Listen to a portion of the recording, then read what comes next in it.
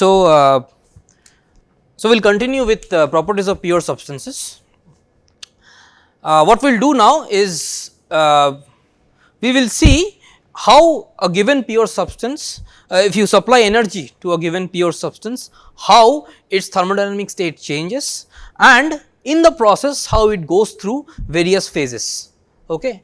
So, let us start with a very simple example of pure water. Let us say you have our prototypical thermodynamic arrangement, which is a piston cylinder arrangement, and suppose you have a piston like this, inside which you have, or maybe I should draw the piston somewhere to the left, because right. So, suppose you have a piston cylinder arrangement like this, inside which you have water, pure water at, let us say P1 is equal to 1 atmospheric pressure open to the atmosphere, or rather it is at the same pressure as the atmospheric pressure, which is roughly speaking 100 kilopascal, and suppose it is at a temperature of 25 degrees Celsius. So, we know that at this state the liquid or rather the water exists in a liquid state. So, this will be liquid water, and it is sometimes called as subcooled liquid or compressed liquid.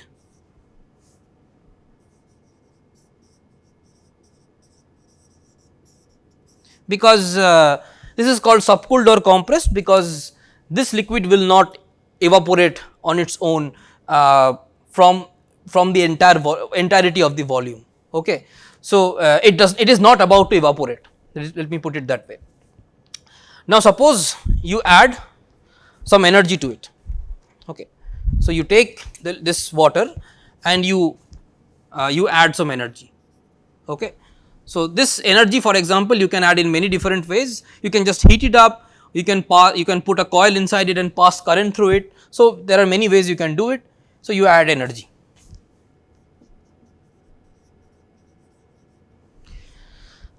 So, what will happen is that the temperature of the water will rise. So, let us draw that state. So, after adding energy, what will happen is that this water will get heated up. Maybe it will be now at 40 degrees Celsius. Maybe this state, this is the new state after adding energy, this we are calling state 2. So, T2 will be, for example, let us say 40 degrees Celsius, and if we add energy in a quasi equilibrium manner and keep the pressure from outside constant, that is the pressure remains 1 atmospheric pressure. So, P2 will also be 1 atmospheric pressure, and now the temperature has risen, right, but the water is still in liquid state. So, this is still subcooled liquid. Now, suppose you add more energy to it, and what happens is so eventually you will reach a point where you have added enough energy to raise the temperature of the water that is in the cylinder to 100 degrees Celsius. So, this is, let us say T3, this is 100 degrees Celsius. Okay. The pressure remains the same. So, throughout the process we will keep the pressure the same, P3 equal to 1 atm. So, now this is a special state for water, we know that, and because this state is called as saturated liquid water. So, water at 100 degrees Celsius, liquid water at 100 degrees Celsius and 1 atmospheric pressure is denoted as saturated liquid water.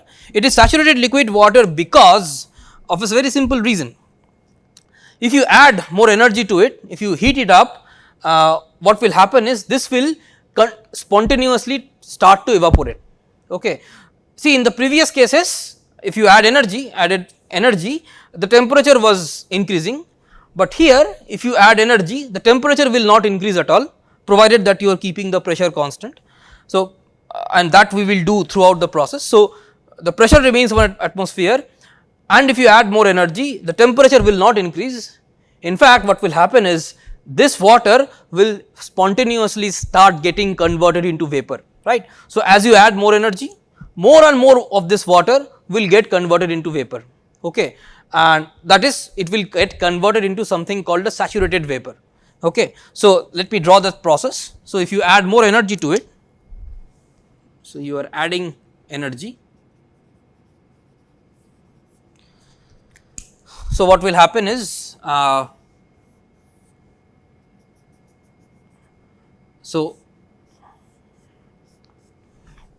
more and more of water, so after adding some amount of energy, some of the water will get converted into vapor.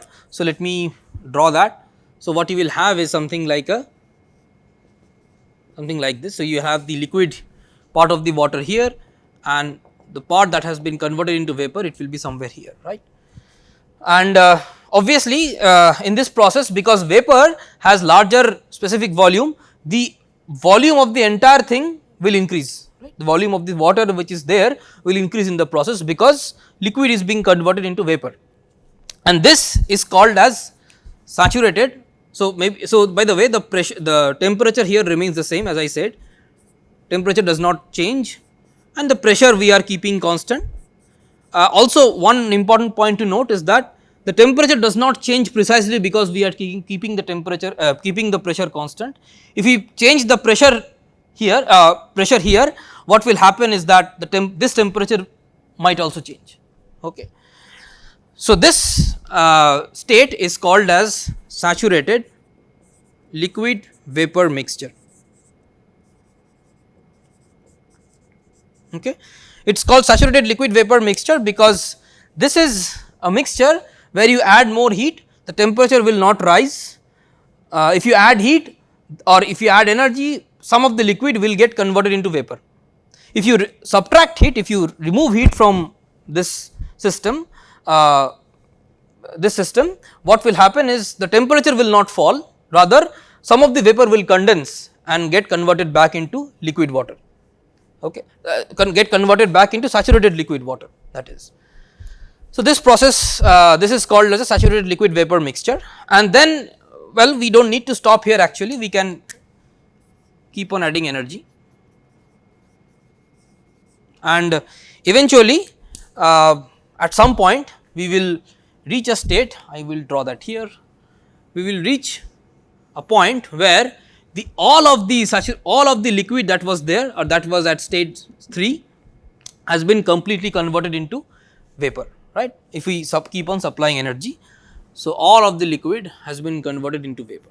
So, now inside the cylinder there is only vapor, the temperature throughout the process will not change, remain 100 degree Celsius, pressure does not change, it is 1 atmosphere, and this now is called as a saturated vapor, okay. It is called saturated vapor because if you remove heat from it, its temperature will not change, provided you are doing it at a constant pressure, its temperature will not change, rather it will change phase and start condensing into liquid water, okay. So, that is why we call it saturated vapor, okay. So, now you can, well, there is no reason why you should stop here, you can add again energy to this. So, if you add more energy, now what happens is, because all of the liquid has been converted into vapor, all of the saturated liquid has been converted into vapor. Now, if you add more energy, its temperature will rise. So, we can, after adding more energy, what will happen is, so you will have, so this vapor, saturated vapor will go to state 6, where the temperature will now be 120 degree Celsius, and the pressure in the process we are maintaining constant at 1 atmospheric pressure.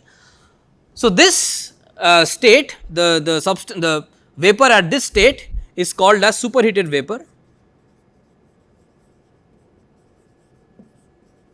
It is superheated because if you subtract or remove energy from this, it will not condense, rather its temperature will decrease until this vapor becomes saturated vapor. From there, if you remove more energy, it will condense. So, this does not immediately condense, or rather this does not condense upon removing heat, rather its temperature decreases, which is why it is called superheated vapor. So, most simple compressible pure substances change state from liquid to saturated liquid vapor mixture to superheated vapor in this process.